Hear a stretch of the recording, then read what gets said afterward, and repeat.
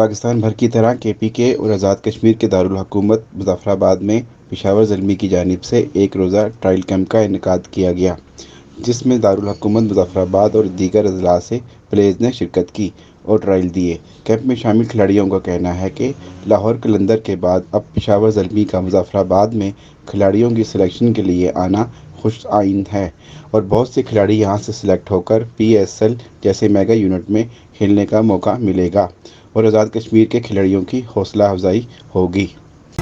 काफ़ी एक ऐसा इक़दाम है हमारी कश्मीर क्रिकेट के लिए। तो इसमें मैंने ट्रायल दिए, पहले राउंड में मैं अल्हम्दुलिल्लाह क्वालिफ़ाई कर चुका हूँ सेकंड राउंड के लिए।